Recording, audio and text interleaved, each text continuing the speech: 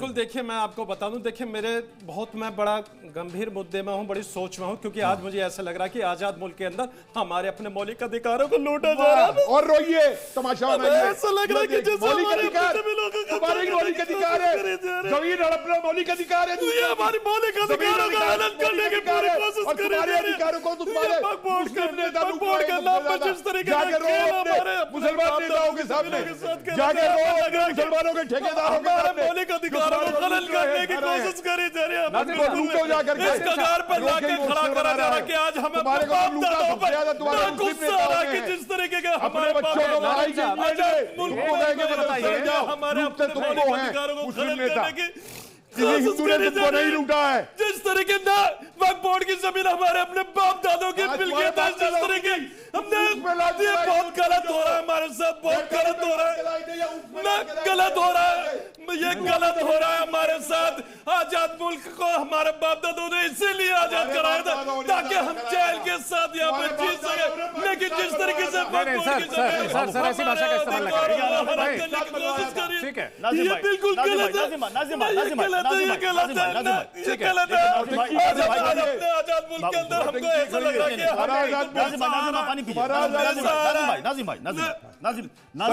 हमें ऐसा लग रहा है आपको मेरे जो मेरे अपने दिल का दर्द है, आपको ये क्या लग रहा है? आपके दिल का दर्द है, हमारे दिल में कोई दर्द नहीं है। मेरे अपने मौलिक अधिकारों को जिस तरीके से हनन करा जा रहा है, मुझे बहुत दुख है जिस तरीके के दिल में कोई दर्द नहीं है। हिंदुओं में पत्थर जलाते हो ना, हमारे बाप दादों की मिल्कियत को जिस तरीके से लूटा जा रहा है, जिस तरीके से मौलिक अधिकारों को हनन करा जा रहा है, ये गलत है। ऐसा नहीं होना चाहिए, नहीं होना चाहिए। तुम्हारे नेता बनवा रहे हैं तुम्हारे ये गलत हो रहा है, बिल्कुल गलत हो रहा है। अपने नेताओं से पूछो जाके क्यों लूट रहे हैं तुमको, अपने नेताओं से पूछो जाके। नौटंकी बंद करो रोने की। ये देखिए, ये दर्द है, दर्द है। हिंदुओं का कोई दर्द नहीं है सर, ये कह रहे हैं दर्द है। कपिल सर ये कह रहे हैं दर्द है, हिंदुओं का कोई दर्द नहीं है। हिंदुओं के हजारों हिंदुओं का नरसंहार किया गया, वो रो रहे हैं, भावुक हो गए, भावुक हो गए, भावुक हो रहे हैं। ये तरीके हैं, ये नौटंकी है। अच्छा, यही भावुक को वसी करता है, भड़का करके ये रो के भड़का रहे हैं। मुझे बताइए, इनके वक्फ के पैसे को कौन लूट रहा है? इनके जो नेता है वक्फ के, उनकी जांच कराइए, उनके पैसों की जांच कराइए। नाजिम भाई ये कहा गई वो चीजें। नाजिम भाई ये कह रहे हैं कि हम आपके खिलाफ नहीं है, लेकिन आप ये तो बताइए खिलाफ कौन है कि वक्फ बोर्ड की जितनी संपत्तियां हैं उस पर अवैध कब्जा किसका किसका है, जरा बता दें। अरे खुद क्यों नहीं ये आवाज उठाते ठीक है, उसमें भ्रष्टाचार बंद हो। किसी का कब्जा नहीं है, सिर्फ और सिर्फ ये जिस तरीके से एक प्रोपगंडा चलाया जा रहा है कि मुसलमानों का नाम लेकर बदनाम करा जा रहा है, तो इस तरह से गलत है। अभी जब मैंने अपने दर्द बयां करा तो कपिल जी ने एकदम तुरंत कहने लगा, मैं ये कहने लगा कि ये बता दीजिए आपको हमारे वक्फ बोर्ड की जमीनों पे तो आपत्ति है, और आप कभी आपने आश्रम की जमीनों पे की भी बात कर, हमारे वक्फ बोर्ड की जमीनों पे हमारे बाप दादों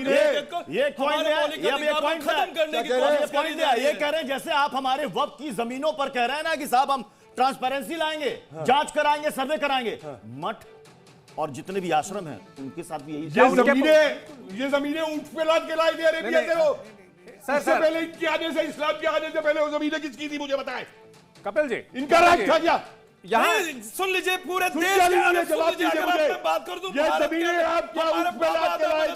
भारत के अंदर बैलगाड़ी में लाद के लाए थे, भारत के अंदर आए थे, लेकिन आज मैं ये कह रहा हूं इसकी जमीनें थी, आदम अलैहिस्सलाम हमने तो फिर भी टॉलरेट कर दिया। श्रीलंका भारत के अंदर आता था तो भारत की जितनी मिल्कियत वो हमारे अपने बाप दादाओं की। आप हम अरे तुम्हारे बाप दादाओं ने दी थी मुसलमानों की भलाई के लिए, तुम्हारे बाप दादा ने इसलिए नहीं दी थी तुम्हारे नेता उनको लूटे, तुम्हारे नेता तुमको लूटे, क्योंकि हाजी तुम्हारे बाप दादाओं ने। भारतीय मुस्लिम है इसलिए आप भेदभाव। अरे भारतीय मुस्लिमों, पहले भारतीय मुस्लिम बनना सीखो, भारत की बात करना सीखो, भारत की बात करना सीखो, भारत की बात करना सीखो। हमारी आस्था है, हमारी कोई आस्था नहीं है। बहुत गलत है, ये बहुत गलत है, इस तरीके का नहीं होना चाहिए। अरे नहीं होना चाहिए, तुम भी अपने को सही करो। सर से खुदा के नारे लगाने बंद करके दिखाओ। ठेस पहुंचे कि आज मुझे ऐसा लगा कि मैं भारत के अंदर अपने आप को खत्म कर दूं। भैया किससे नोटंकी करने का वो लेके आए हो? जो आपने किससे लेके आए हो नोटंकी करने का? ये हनन करने की अरे और नोटंकी करो, बंद कर दीजिए। तुम्हारा हनन नहीं हो रहा है,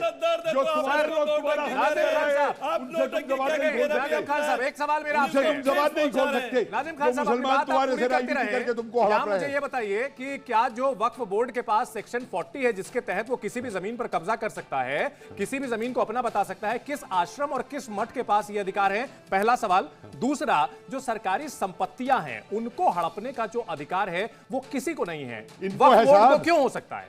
क्यों हो? इनको पूरा है। जवाब दीजिए सर। इनको तो सड़क तक पे अधिकार है, जो ये चाहे करना चाहें। चंदन भाई देखिए, हम किसी की जमीन को इनको नहीं मस्जिद में हड़पते। पत्थर रखने का हम किसी अधिकार की है, जमीन बोतल पे में उंगली नहीं पेट्रोल की उठाते। रखने का अधिकार है, सिर्फ पत्थरबाजी अपने- करने का जहाँ अधिकार हमारे है। वक्फ बोर्ड की जमीन इनको होती है, सारे तो अधिकार राज्य हैं इस सरकार देश के का, अंदर। केंद्र और सरकार फिर भी का ये देखिए रोते वक्फ हैं। बोर्ड अधीन आता है, जहाँ बताते फिर भी हैं ये वहीं पे रोते हैं। जाके कहते हैं कि हाँ ये तो फिर वक्फ बोर्ड दिक्कत की किस जमीन बात है, की हमने है? किसी पे दावा तो फिर नहीं किस करा। बात की दिक्कत लेकिन है? जब हमारे वक्फ बोर्ड के पास उसके किस evidence बात की है, दिक्कत है? जाके हाउस भी तुम्हारा कहते हैं है। ये जमीन हमारी है। हमने आज तक किसी के नहीं, वक्फ आश्रम बोर्ड पर जो है मत मंदिर को कब्जा बोल नहीं देता है करा, अपना है। लेकिन हमारी नहीं, अपनी वक्फ बोर्ड की मंदिर जमीन को पे बोल देता है, कब्जा 1500 करने की साल पुराने कोशिश मंदिर करी को जा अपना रही है। बोल देता है। कोशिश करी अरे जा रही है सर। हमारी अपने वक्फ बोर्ड की जमीन पे। हमने नहीं। किसी के आश्रम अरे पर तुम्हारे जाके बाप की जमीन नहीं है वो। की बात नहीं करी। वो जमीन नहीं सुल्तान करी, की थी। जिस तरीके की तुम बात ऊँटों पे आज लाद करी के जा नहीं रही है, लाए थे उस हमको जमीनों को। ऐसा लग रहा है कि हम ऊँटों पे लाद के नहीं लाए थे उस अपने जमीनों आप को। जो कहते नहीं, हैं भड़काइए मत सर। तो आज सारी हमारे जमीनें यहाँ हिंदुस्तान की कि थी। आप हमको तुम भारतीय ऊँटों पे लाद के मानते नहीं लाए थे हैं, उन नहीं जमीनों को। मानते भारतीय, आप खच्चर में अरे नहीं सर, लाद के फैक्ट लाए दीजिए थे। ना। भारतीय हमारा इस मिट्टी के अरे अंदर हमारे बाप दादा खान का साहब, खून फैक्ट शामिल दीजिए ना, है। तथ्य दीजिए ना। आप सिर्फ इमोशनल जो है बातें कहे जा रहे हैं, तथ्य दीजिए। जमीनें सेक्शन इनकी 40 थी, किसके कहाँ पास से है? लाए थे ये जमीनें? ठीक है जी। एक मिनट कैलाश का मंदिर भी इनका है, बद्रीनाथ भी इनका है, वो कपिल जी। जमीन भी ये लाद के लाए थे उसके ऊपर। कपिल जी, मुझे समय दिया है। देखिए, मैं मौलाना साहब से भी एक आग्रह कर रहा हूं।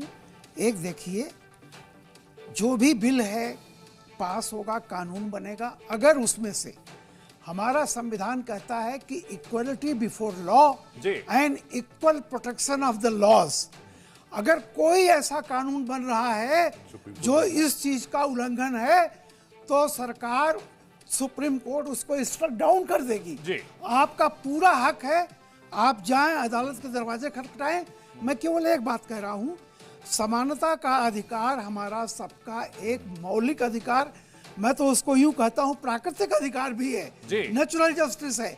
और देखिए, एक चीज मुझे बताइए, मैं बड़ा लेमैन की तरह पूछ रहा हूं, 8 लाख एकड़ या 8.5 लाख एकड़ जो भी है, इतने सालों से 8 लाख 8.5 लाख एकड़ जमीन अगर किसी दूसरे के पास होती तो कम से कम ये तो पूछा जाता कि इस 8 लाख एकड़ जमीन से क्या आय हुई है, कहाँ खर्च हुआ है। एक गरीब सरकार मुसलमानों पे कितनी नहीं, वही कह रहा हूँ, क्या सरकार को यह जानने का हक है कि नहीं?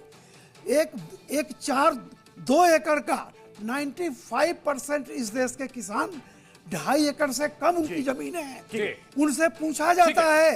नहीं, एक नहीं सर, हमारे पास थोड़ी समय की हमारे पास बस constraint बस है, केवल हमें एक लाइन, अपने स्पेशल प्रोग्राम की नहीं, ओर जाना नहीं, पड़ेगा। एक लाइन सर, केवल माफी चाहूंगा, बहुत माफी कि चाहूंगा। अगर हमारे किसी जमीन स्पेशल से- कचहरी शो है प्रत्युष।